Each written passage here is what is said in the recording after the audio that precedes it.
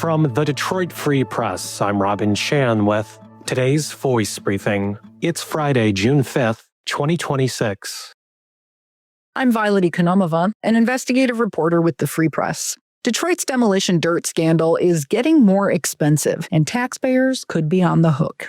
Former Mayor Mike Duggan said in December that cleaning up the latest known backfill soil contamination in the city's demo program would cost less than $8 million, and that a $15 million fund would cover the cost until the city forced contractors to pay up.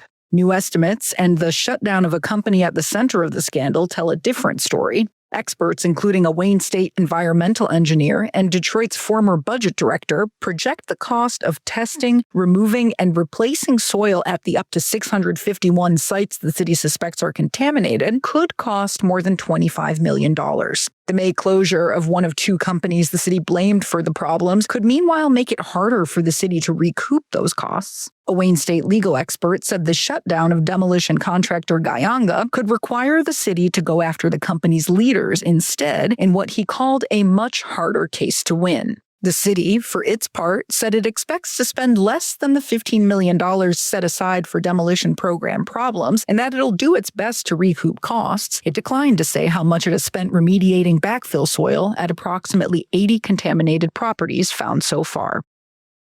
From the Detroit Free Press, I'm Darcy Moran. Amid high temperatures in the 80s this weekend, you're probably gonna want to keep your dog inside. And if you don't, you may face a ticket or misdemeanor charge. East Point Police's Animal Control Division shared a stark reality check in a post on Facebook this week. In it, you can see a brown and white dog seemingly panting in direct sunlight while tethered near a house. You can see a thermometer showing 115 degrees Fahrenheit. It was taken Tuesday, June 2nd, when the temperature outside was just 73 degrees. But the air and ground temperature in that area was way more. Now the owner is facing multiple citations tied to allegations of animal neglect and not having the dog properly tethered. In East Point, it is unlawful to leave a dog outside when the temperatures are above 82 degrees. And across the state, it's unlawful to fail to provide a dog adequate care, such as shelter. Conditions like those on Tuesday were called a, quote, death trap by the East Point Division. To learn more, check out freep.com. I'm Sue Solaski, Detroit Free Press food and restaurant writer. Beloved Dutch Girl Donuts is showing off the new space of its second location on Friday, June 5th, which just happens to be National Donut Day. Owner Patty Lynch, in a Tuesday, June 2nd news release, announced that customers can stop by and get a glimpse of the new space at 2820 East Grand Boulevard in Detroit's News Center area. And there's free donuts. Customers receive 2 free donuts while supplies last from 8 a.m. to 10 a.m.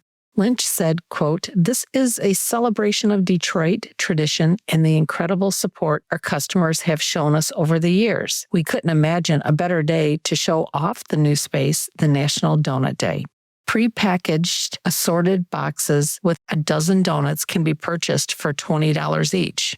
Earlier this year, Lynch announced the purchase of the historic Detroit building known as a photography studio in Detroit's North End, just adjacent to News Center. Acquiring the longtime family-owned photography studio that will house the second Dutch Girl Donuts location adds to Lynch's Detroit real estate portfolio while also expanding the beloved donut brand.